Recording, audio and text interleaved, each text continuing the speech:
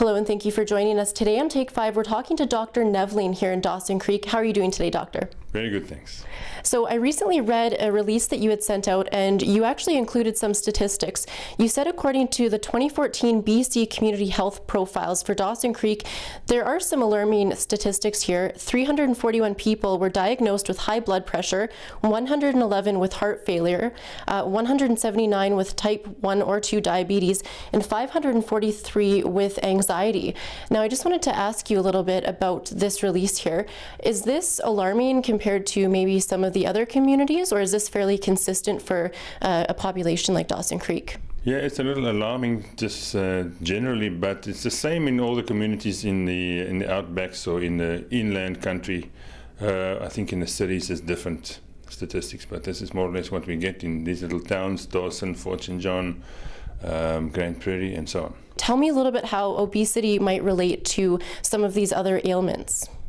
Yeah, obesity is not seen as a major risk factor, so if you're overweight, you're going to die kind of thing, but it contributes to most of these dreaded diseases, like it has a very large connection with hypertension, with diabetes, cancers, gallstones, general immobility, liveliness, people's ability to participate in things and accomplish some, productive things in life.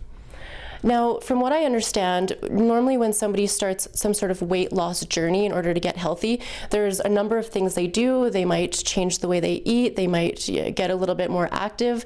Tell me a little bit about how you are approaching obesity and how you are rehabilitating the body.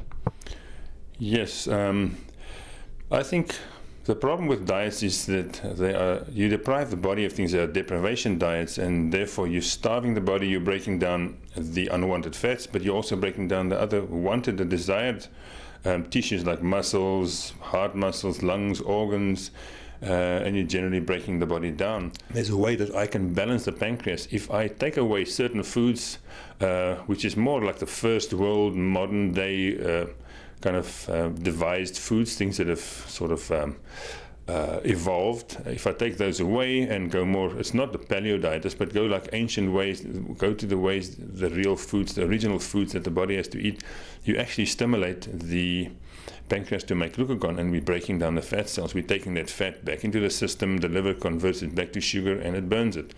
So what I intend and what I achieve at the end of the day is that this pancreas works. So if you eat food, it stores some of the food, it burns it. So it's a very unique diet, very one-on-one and coax, and people feel comfortable, they lose weight well, and I'm with them all the way. So that's what makes the diet kind of unique. What are some of the challenges that somebody may face when they are trying to, essentially, like you said, rehabilitate their pancreas in order to get back on track? What are some of the maybe challenges that you've noticed that patients may go through? Yeah, patients have to change their lifestyle a little bit. I mean, if I really honestly say that, if I look at half of my patients through the years that attend to my clinic in a day, they kind of wake up in the morning and see how they can destroy themselves. Out comes a cigarette, out comes a beer, the pop, the coke, there they go. By 12 o'clock in the morning, they've done like 5 bad things to their body. And they come and sit in my office and say, "Doc, fix my ticker," kind of thing. They have a responsibility. I have to teach them what is healthy, how to read food labels. It's very simple. It's all on the label. You look at it. But people read the wrong thing on the labels.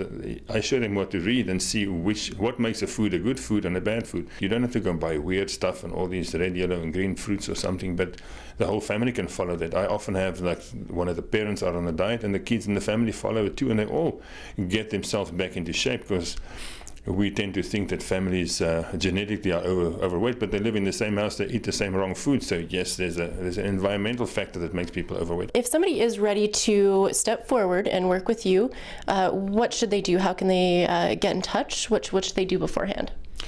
Yes, so they need to get in contact with me. There's an overwhelming amount of people that want this and desire to know more about it. So I'm setting up a website, an entire company on a website. It will be www.yourtoolsforlife.com. If you sign up for the newsletter, of course, if you go into the website, you'll opt in and we'll get your email address. Then you will be getting a 2-weekly newsletter that explains very interesting and very riveting stuff about health, about water, about food, about life, about how to get on top of things. The diet is for the big guy that wants to lose 100 pounds, also for a person that says, I'm a little chubby, I want to shake 5 pounds and I want to build some muscle. I challenge you to go on any diet. You lose the pounds, but you lose the muscle too. So you end up looking like a little shrimp. You want to build muscle with my program. Of course, it's healthy. You build muscle, you burn the fat, and it's something you can, get fit as well. I've got a unique exercise program. It took me like 15 years to devise because most exercises you injure yourself. You're not fit enough to do them. You feel unwell when you do them, stiff the next day. So I've devised with a fitness trainer in Europe. I've devised over these couple of years a brilliant, about a 30-step program of a selection of 30 exercises that you can do. This low impact, there's no harm. It's endorsed by doctors, no injuries. You can do it for 10 minutes a day, and we exercise those areas of your body where the fat sits, and you can actually, get your measurements down and get yourself into shape. So a lot of interesting research that you've been doing. It really sounds like it would apply to somebody that does want to lose a substantial amount of weight, or even just like you said, even drop a few pounds and really get healthier. So if you do want to find out more, this is Dr. Nevling here in Dawson Creek. Thank you for joining me today on Take 5. It's my pleasure. Thank you. See you next time.